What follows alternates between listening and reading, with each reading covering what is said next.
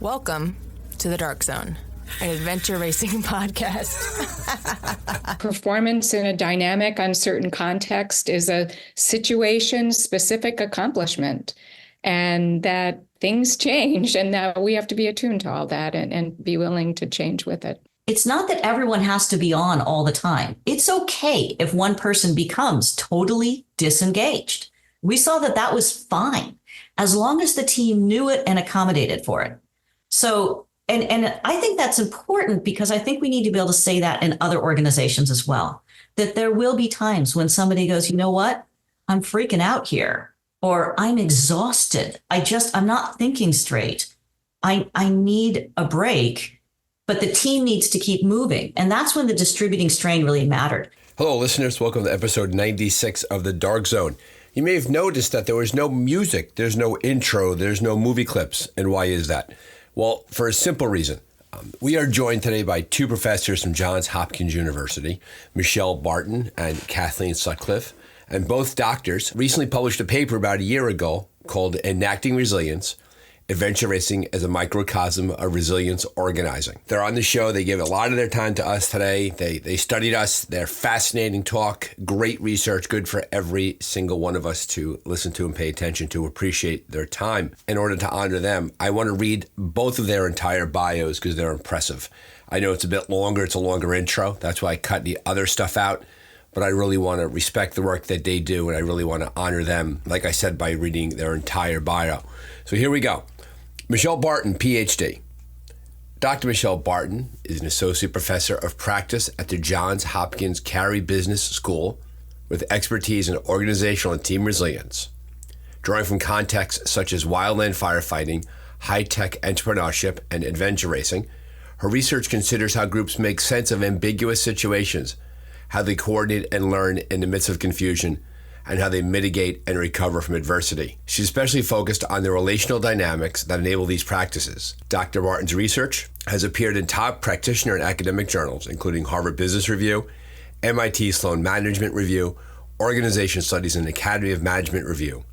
She has presented her work at NASA's Mission Control, the U.S. Army Medical Command, West Point, Children's Hospital Association, and Boston Medical Center, among others. In addition to her university teaching, Dr. Barton runs workshops on leading in volatile and uncertain environments. Prior to her academic career, Dr. Barton spent 10 years with Harvard Business Publishing, where she was a co-founder of their e-learning business and the Global Product Director for Leadership and Management Development Programs. Prior to that, she was an associate at the Boston Consulting Group. Dr. Kathleen M. Sutcliffe is a Bloomberg Distinguished Professor of Business and Medicine at Johns Hopkins University, with appointments in the Carey Business School, the School of Medicine, Anesthesia and Critical Care Medicine, mind you, the Bloomberg School of Public Health, the School of Nursing, and the Armstrong Institute for Patient Safety and Quality. She is also Professor Emeritus of Management and Organization at the University of Michigan's Ross School of Business. Her research program has been devoted to investigating how organizations and their members cope with uncertainty and how organizations can be designed to be more reliable and resilient. She has investigated organizational safety, high reliability, and resilience practices in oil exploration and production, wildland firefighting, and in healthcare. She has been awarded multiple research awards, and her research has appeared widely in management and healthcare journals. A recent book co-authored with the late Dr. Robert Weirs is titled Still Not Safe: Patient Safety and the Middling Managing of American Medicine. She is currently serving as a member of the National Academies of Science, Engineering and Medicine, Transportation and Research Board Committee on Emerging Trends in Aviation Safety. Thank you, listeners, for hanging in there. I know that was a long intro. These are two distinguished and strong professors. They spent a lot of time studying adventure racing. They have a lot of wisdom for us, so I appreciate your time. Now sit back and relax and enjoy this episode of The Dark Zone. Exciting news from our episode sponsor, Ascend Athletics. This spring, Ascend will be celebrating the relaunch of their 9-year-old program in Afghanistan and the 1-year launch into Pakistan. Through sports and leadership training, Ascend has been reshaping educational and career opportunities for girls in these regions, championing gender equality, and creating a future where girls in society can thrive. Each girl Ascend supports becomes a door for many other girls, and this year they're aiming to reach even more. Ascend will be holding their second annual Hike for Her event in Virginia on June 1st, 2024. Visit the Hike for Her page at www.ascendathletics.org/attend events that's one word, to learn how to register. Remember, Ascend is an international organization, so you don't have to be local to join in. You can become a sponsor or even create your own team from afar and hike for her on your local trails. And as a reminder, Ascend pays nothing for the sponsorship. We're happy to host them and to spread the word of their good work. Welcome to the Dark Zone Adventure Racing Podcast. This is your host, Brian Gatens. Adventure racing is a small sport, a niche sport, as many of the listeners here know. So whenever we get outside attention, whether it be through a movie starring Mark Wahlberg or whether it be through an academic study about adventure racing, we are delighted to have professors, doctors from universities come on the show and talk about it. Johns Hopkins University has Dr. Michelle Barton and Dr. Kathy Sutcliffe, and they spent some time recently studying adventure racing, and they wanted to take a look at adventure racing and what the lessons it would apply into the world of business. And so Dr. Barton, Dr. Sutcliffe, Kathy, Michelle, thank you for coming onto the Dark Zone. It's delightful to have you here. We appreciate your time very much. Thank you. It's fun to be here. Yes. Thank you, Brian. So where I want to start, and either one of you two could jump in on this, is that when you decided to do this research and you wanted to look at resiliency, how did you come to find adventure racing? Like, why did you pick that sport? Why did you pick us to study? So I'll try and take a swipe at that. Kathy and I both have been studying how people manage in uncertain and dynamic contexts for a number of years. And I'm trying to remember how we got into this. I know that I had heard about adventure racing, I think through some friends of my son, actually, just conceptually heard of it.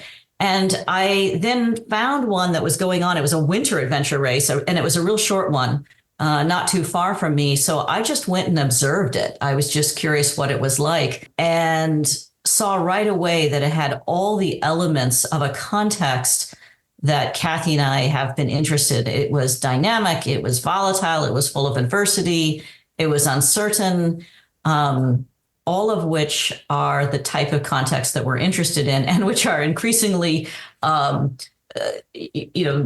consistent with the work world that many people work in. And we had done other studies looking at, for example, wildland firefighting as a context that was similarly volatile and uncertain, and looking at how people organize within that.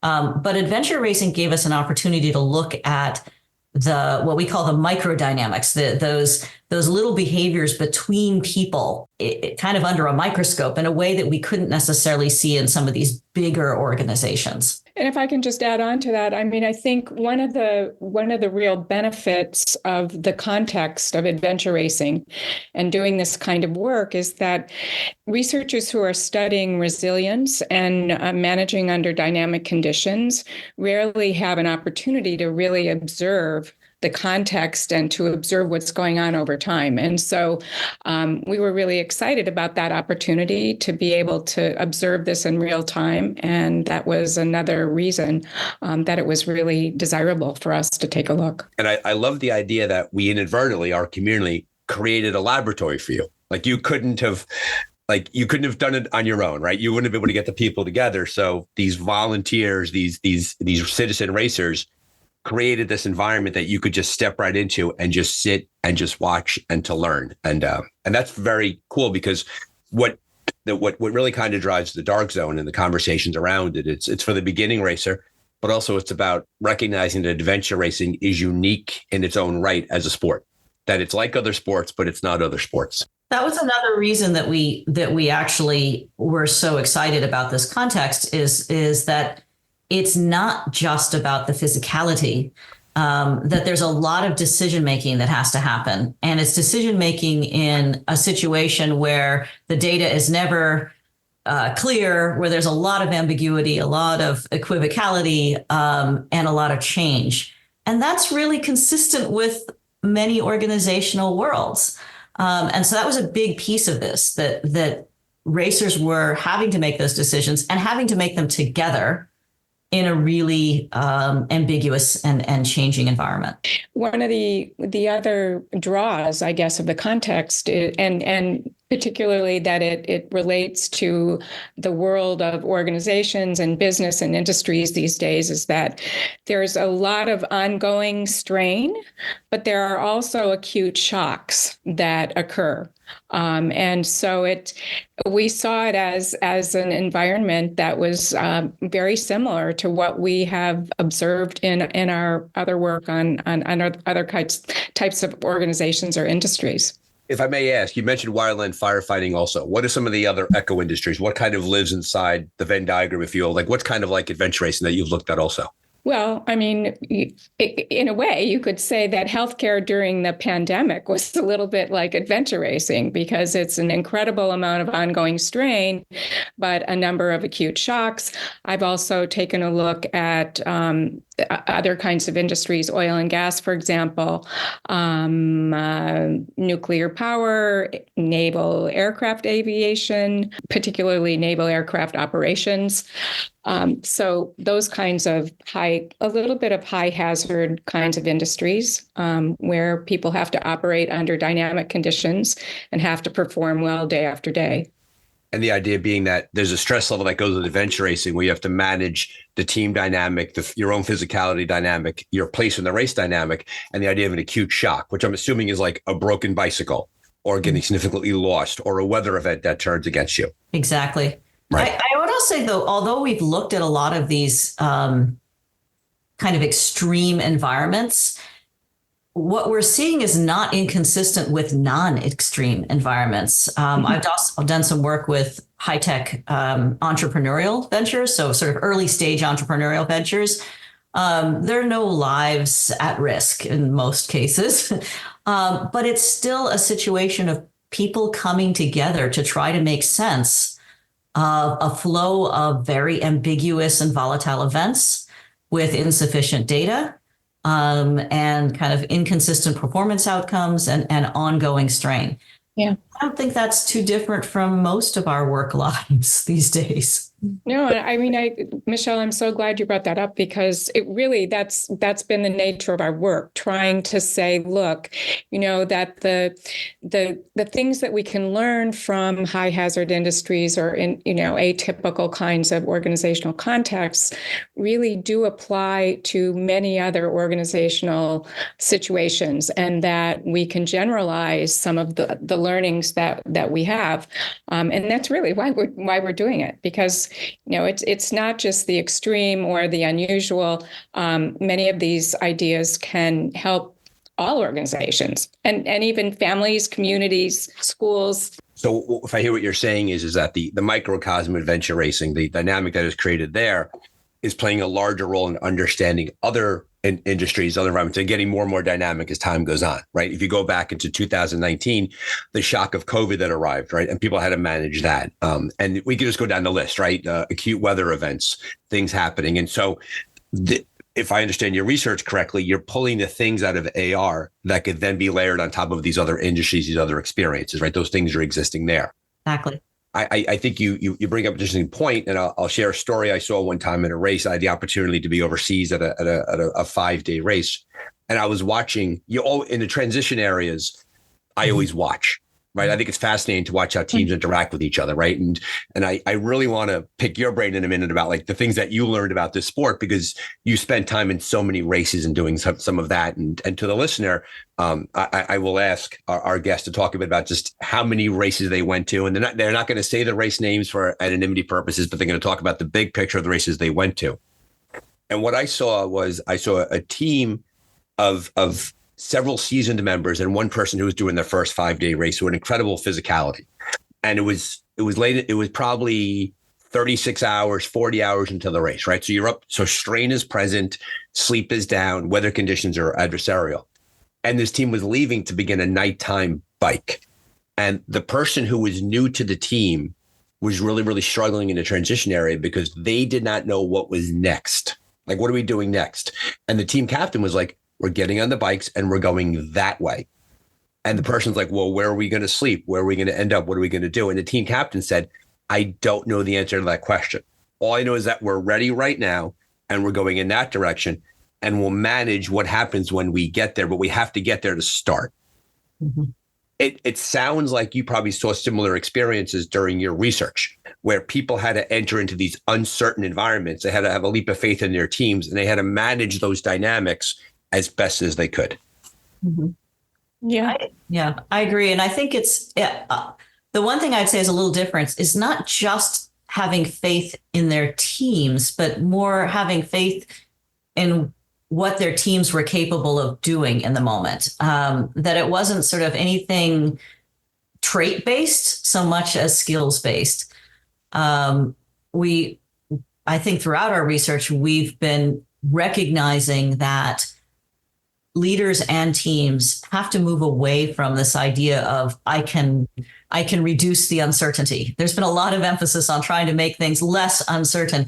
And the world we live in now, I don't think that's sufficient. And so it's really much more about how do we get better about managing uncertainty as it's unfolding, as it's happening to us. And so that's a set of skills. And I can see that, we certainly saw that with these teams as well, that they're looking at each other and saying, we don't know what we're going to encounter, but we know we're capable of encountering it, and we'll figure it out when we get there. If I can just build on Michelle's points, is that, the way that people have thought about, and researchers as well, thought about resilience is as something that people or entities have.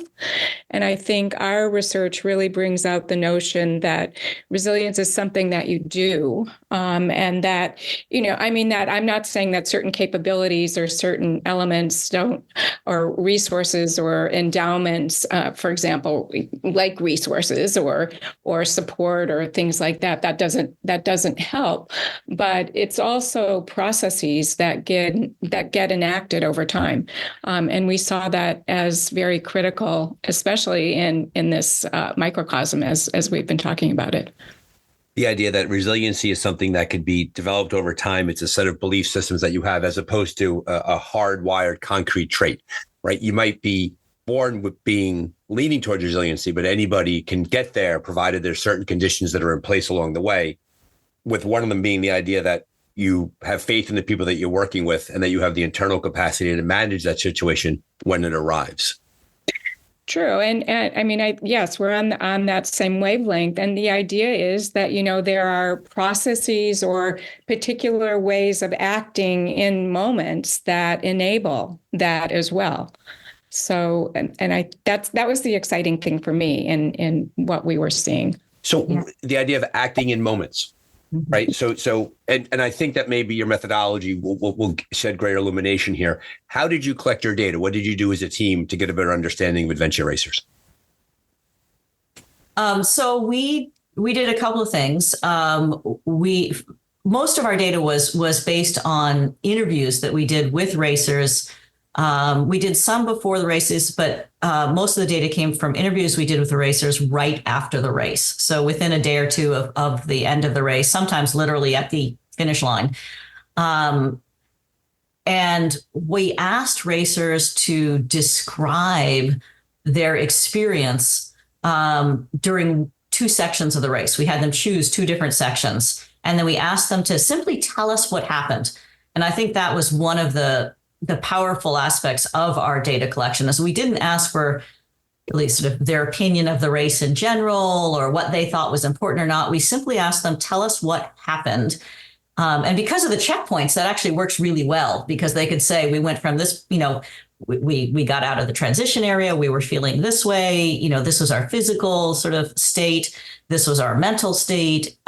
We started looking for, CP12, and it was on this high ridge or whatever. And they could describe exactly what happened. And then she said this, and he got kind of upset, and then this happened. And so it was very behavioral data that allowed us to see how they, in particular, how they treated each other, how they worked together, how they interacted with one another, which became really the core of our theory, that a lot of the work of resilience is enacted in the way that team members interact with one another. So you didn't ask them to make judgment calls about their experience at the time. You asked them to simply just recount what happened. You recorded that, and then you coded that afterwards. That's how you did that? Yeah. Two people from the same team reported on 59 segments. Mm-hmm. And so we were able to get some insight from both members or two members of a team, which helped us to validate and to better understand what people were experiencing. So that was a real, I thought that was a bonus. Michelle, what do you think? Yeah, I mean, it was surprising how consistent were the descriptions of what happened. So we could triangulate across different members of the team to look at sort of what actually happened in that segment by hearing about it from two different perspectives or three different perspectives. But what happened was quite consistent. Sometimes how they were thinking about it was different. And that was actually very interesting. Another thing that was really useful about the way that we collected data was that we could see what happened over time. Mm-hmm. And a lot of the research on resilience has emphasized a single event. This crisis happened and this team responded that way. And that's been problematic in two ways. One, most organizations don't just have one event. A lot of what we're dealing with is kind of ongoing strain and trauma that Kathy mentioned earlier.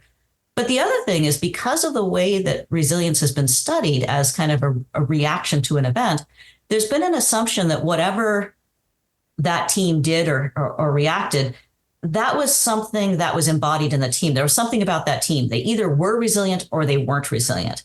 What we saw, since these teams were going through strain over time and encountering lots of different events, the same team could be resilient and not resilient.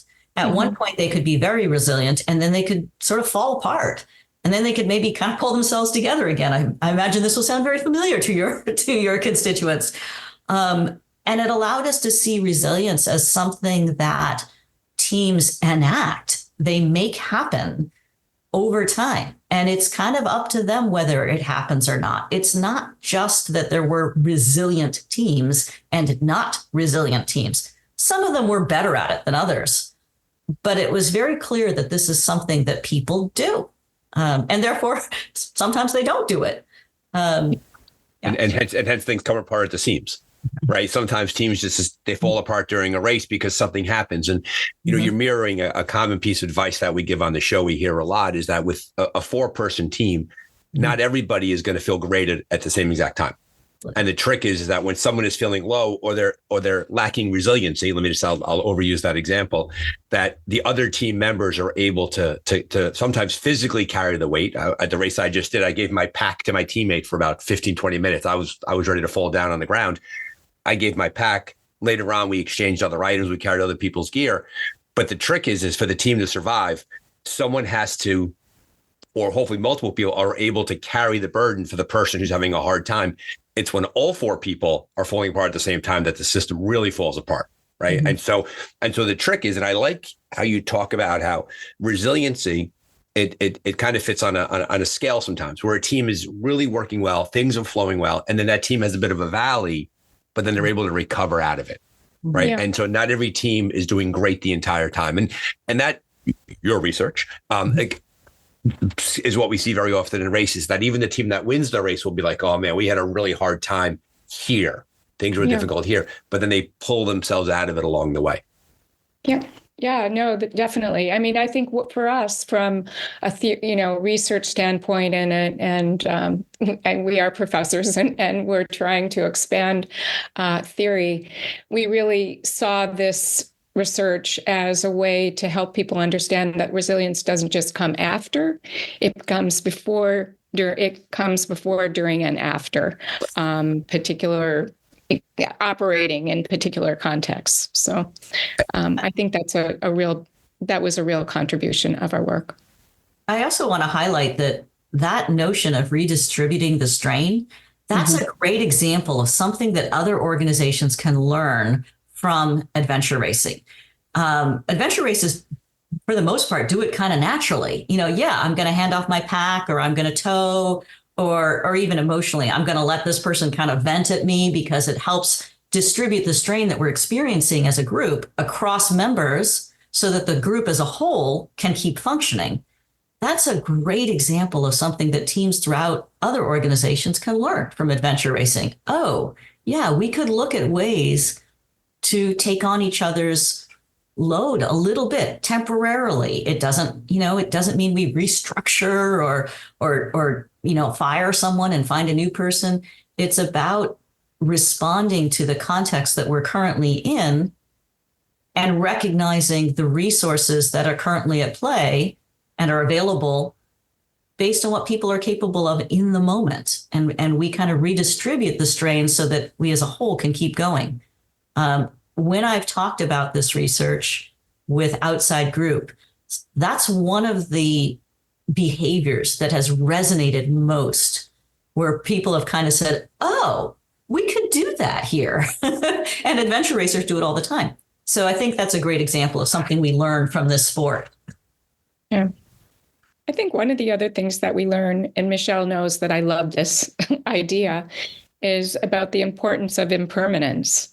And, we heard many racers saying that I just had to get through that next mile, or, I just had to do, we just had to do this. We just had to get there, et cetera. And I think it really does highlight the idea that impermanence is a very important concept to think about, is that things aren't going to last forever, that things are going to change, and that we have some agency to help them change in a more positive direction.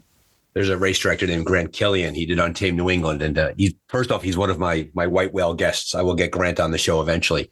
In 2018 at Untamed New England, we had a pre-race briefing. And there were two things that he highlighted. And up on the board, he wrote the word permanence, right? Going back to your point, he said that this is going to be really, really hard at times, but the hard is not permanent. The hard is not eternal.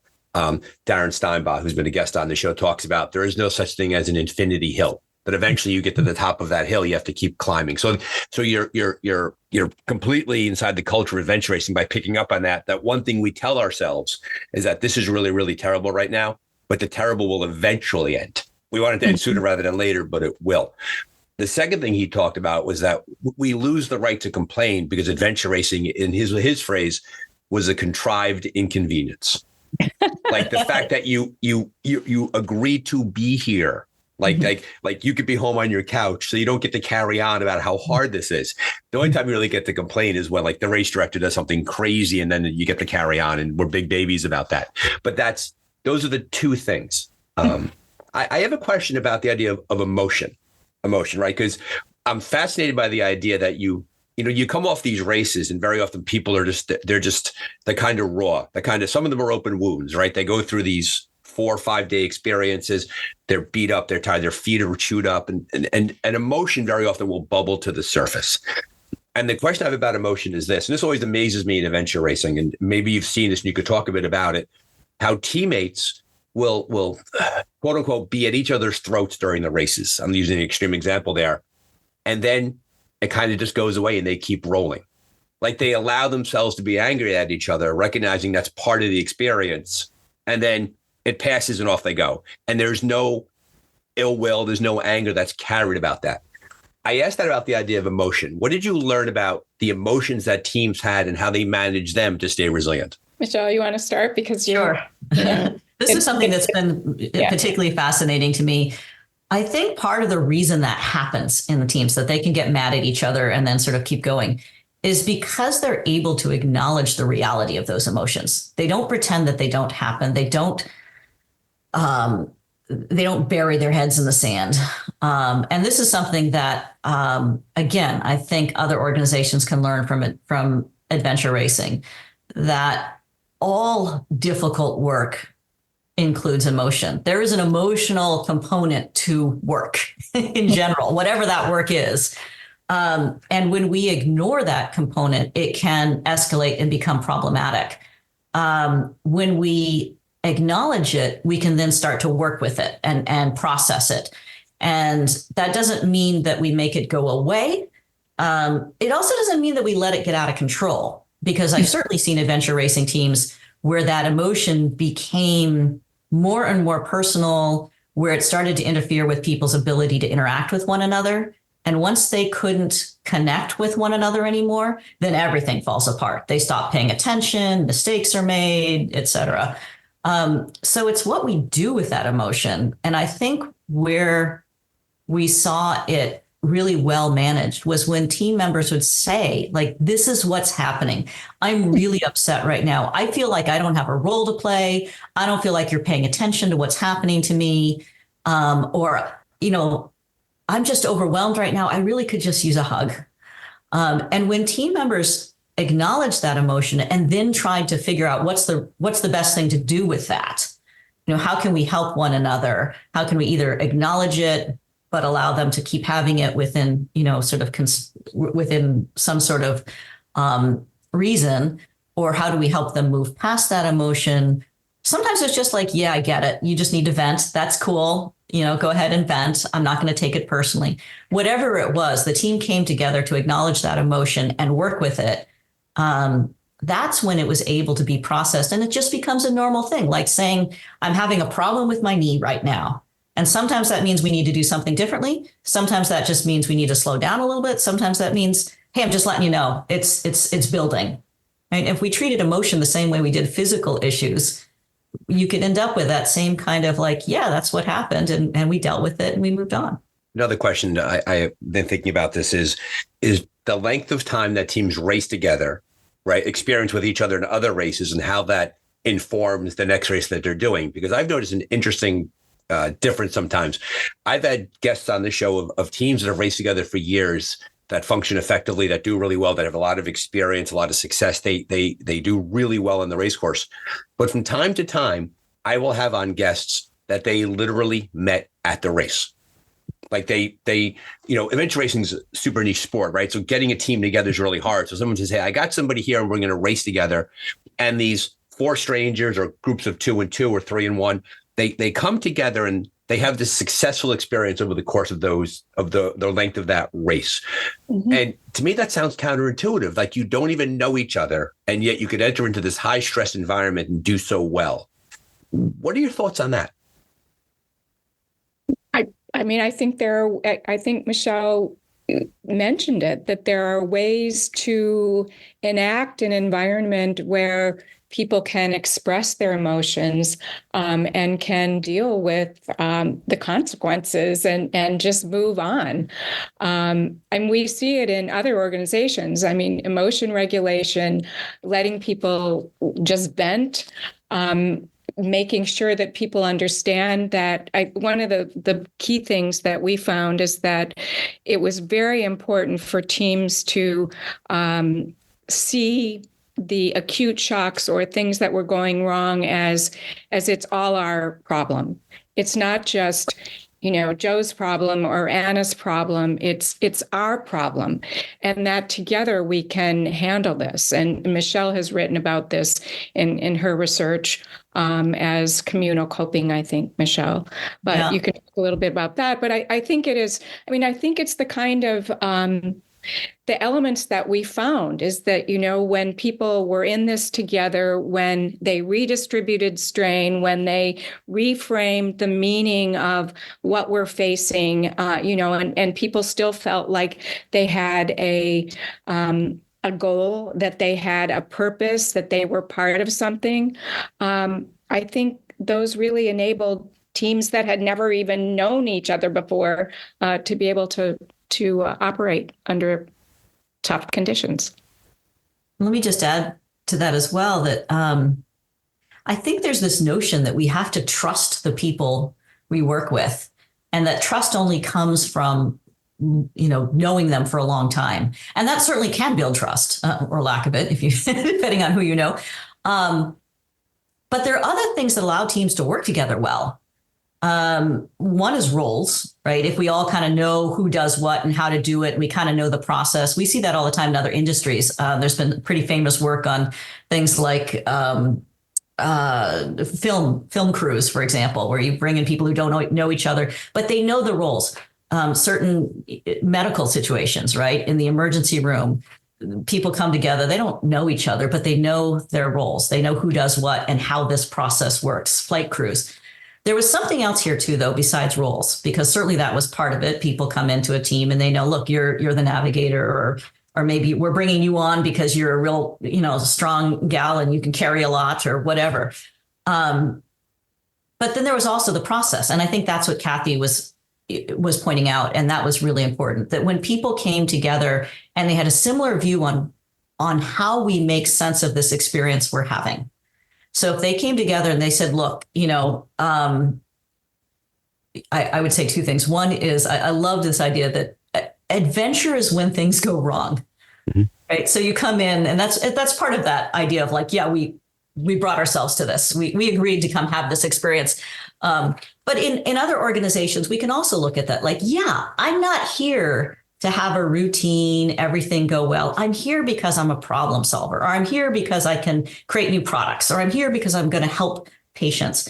And adventure begins when things aren't routine, when things don't go well. And that's when we really apply our skills. So coming in with that attitude of, yeah, it's cool. We're okay with things going wrong. And then to Kathy's point, once things have gone wrong, once things are tough, do we turn towards each other or do we turn away from one another? And what we found was that resilience started with people saying, whatever, to Kathy's point, whatever's going on here, no matter who's feeling it, no matter who caused it, it belongs to all of us. And we're going to turn towards each other to work together rather than turns away from each other to kind of deal on our own. And as long as those new members came in with that similar attitude, adventure starts when things go wrong. And when they go wrong, it belongs to all of us and we turn towards each other. The rest didn't matter. It didn't matter whether they knew each other. It didn't matter what their skills were. Their skills were going to change over the course of the race anyway. So that was far more important than whether or not they knew each other. We saw teams that had known each other for years completely fall apart because they didn't do that. And we saw teams that didn't know each other at all really come together because they did that. The example you see the most during a race is when like a bicycle breaks, right? A flat tire. And then the one teammate pulls off to the side of the road and the other three teammates put their bikes down, walk over. One person holds the bike, they pull the chain, they pull the bike off, and they repair it as a team, and then they're back on. Now, obviously, there's a strategic advantage to that, right? You want to get moving again as quickly as possible, but there's definitely an emotional advantage to that, right? It's not like one person sits there and is like walking away. Well, you solve the problem together. I think that's a great example, and for the newer listeners out there, like be a part of the team the entire time. Right? Don't pick and choose when you go there. They're repairing not just the bike, they're repairing the team. They're repairing those connections between members. That's why it's so useful. It's useful for the bike, but it's also useful for those connections between members that they're repairing. Yeah, sorry. No, I was just going to say, I interviewed several racers who, said their first inclination was to be incredibly disappointed that their team member hadn't done X, Y, or Z to make sure that, they had the extra part for their bike, et cetera. But he or she said, and the next moment though, I just went back. It's our issue. We're gonna help. And I wish that hadn't happened, but guess what? It happens. Now we got to fix it, right? And we could worry about the lack of preparation. That's a conversation with the researchers after the race is over, right? That's not a conversation right now. Right. Brian, I want to make one other point about Michelle, just Michelle's point that we did see teams where things really went awry and they were just falling apart as you said. And in some cases, we saw it where people they couldn't recover, that they couldn't come back together. But in other cases, we saw that there were means through which these teams could kind of get on the right track, so to speak, and come back together. So it's not just because a team falls apart doesn't mean that they can't get it. Oh yeah, I've been the falling aparter, and I've been yes, we've seen the whole emotion, right? I always joke, if you race enough, you see every human emotion, right? You'll see it all. Speaking of emotion, I have some sympathy right now for those who work in more structured corporate environments or medical. I want to be clear, because at work, in typical work, very often strong emotion is seen as a liability.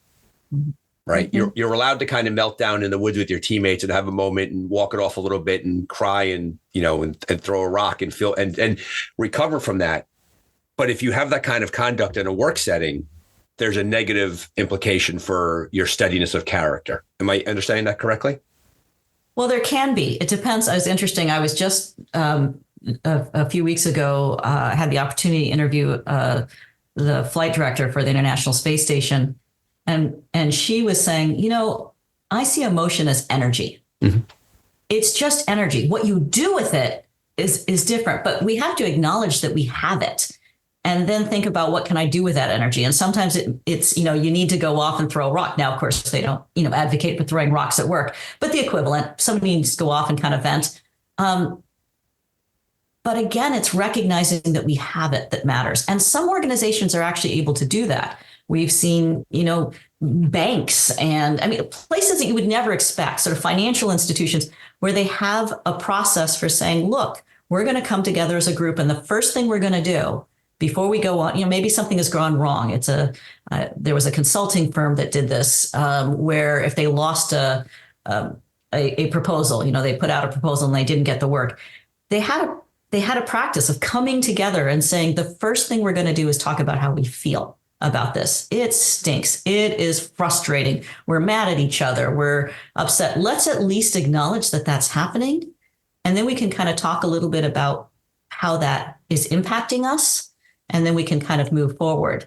I always tell my students, look, just because you don't want to talk about emotions doesn't mean you're not having them, right, or that your groups aren't having them, right? They don't go away. Adventure racing is so good at being able to say, yeah, we get it. Emotion happens. It's part of it. And that's the first step to resolving it.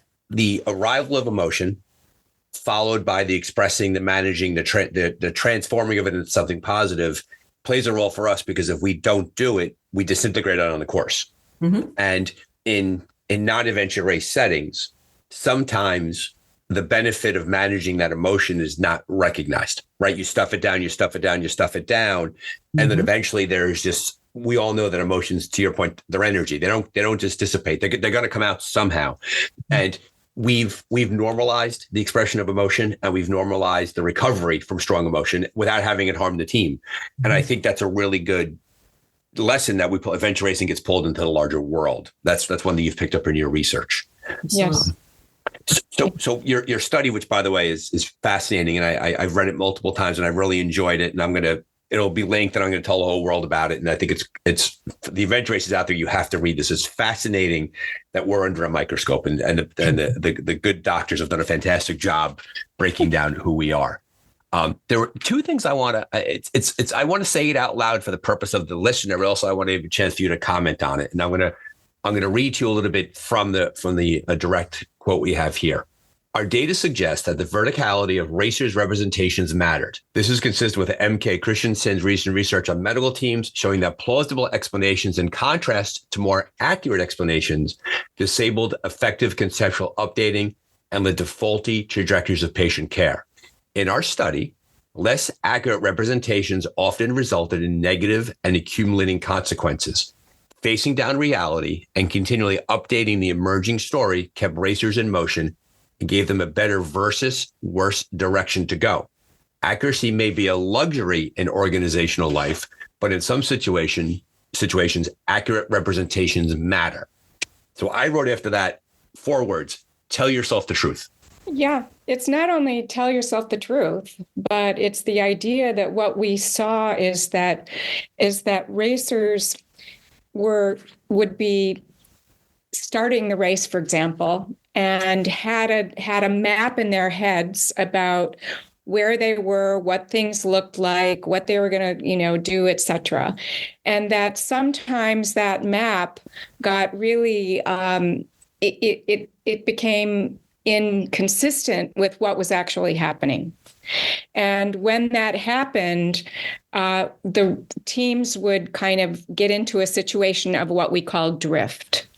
And so they were not really, they had a conception in their heads, in their minds, and that was not consistent with what they were actually facing.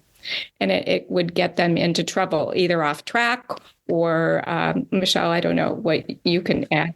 The other context where I've seen this most clearly was with the study of entrepreneurs, that when entrepreneurs are trying to put together a new venture, they have this sense of, here's my product, here's how wonderful it is, and or here's my service, and here's how wonderful it is, and this is what my world's going to look like. I'm gonna sell so many of these, and so forth.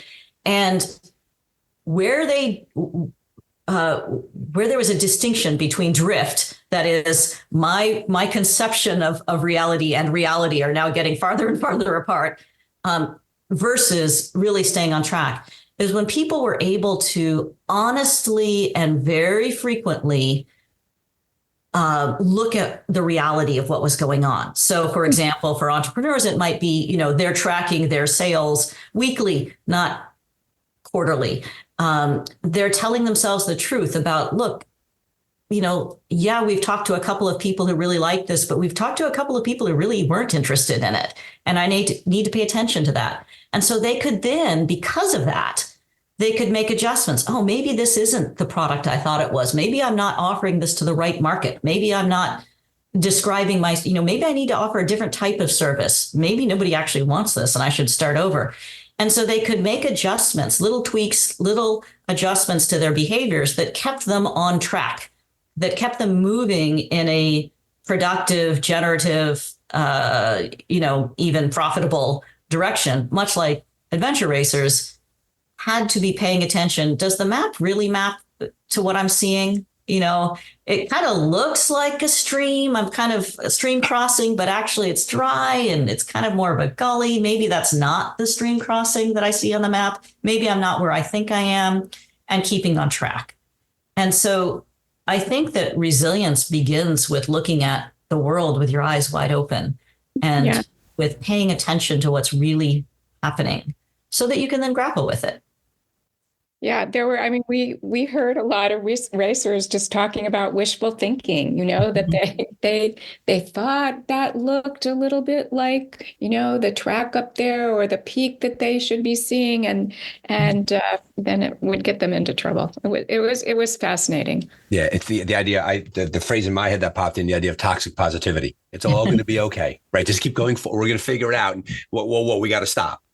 I also think from a team dynamic, it's really important for there to be somebody on the team who has the role in the team, who has whether informal or formal, who's not really involved in the direction the team is heading, is kind of pulled back a little bit and is able to say, wait a minute, I'm watching you navigate, because very often navigation is sometimes two people do it together. I'm not getting the sense here that we're going in the right direction. Can we catch a deep breath here? Where the person who's outside has to say, we have to talk a bit about this. We have to realign ourselves, like a macro understanding of it, right? Because people get, the phrases, they get lost in the maps, right? They're and they don't know where they are, and they're so desperate to get to a certain spot that they just tell themselves. I saw one time in a race, I saw a person standing on a bridge and said the bridge isn't on the map. Well, the bridge was completely on the map. He wasn't where he wanted to be. So as a result, and it was funny because I observed the teammate put him in map jail, took the map away. It was like, you need a bit of a break right now. Give that to me. In another study that we've done with firefighters, we noticed something we call dysfunctional momentum, where teams would get, in a sense, they get a story in their head. Here's what I think is happening. And they'd start acting in ways that were consistent with that story. Right? The problem was that either they were wrong about the story, or more often things were changing, right? So it's no longer what I thought was happening is no longer what's happening, but they're still acting out their original story, their original sense of reality. And they get into what we call dysfunctional momentum. The momentum of that original story is no longer functional. Yeah. I guarantee you, in a future adventure race, there's going to be a team whose name is Dysfunctional Momentum. Congratulations. You just named an adventure racing team. We're getting close to the end of our time together. So what I want to do is I want to pick your brain just a bit more. And I want you to put your hat on.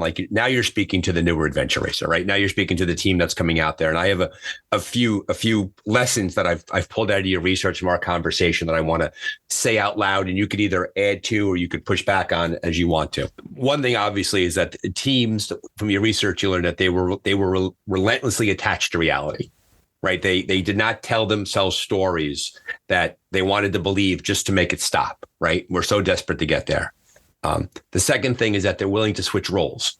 Right. I might carry a lot of this. You might have the maps, and that there's this unspoken, informal exchange of who's going to do what in a team, which requires there to be equity inside that team setting.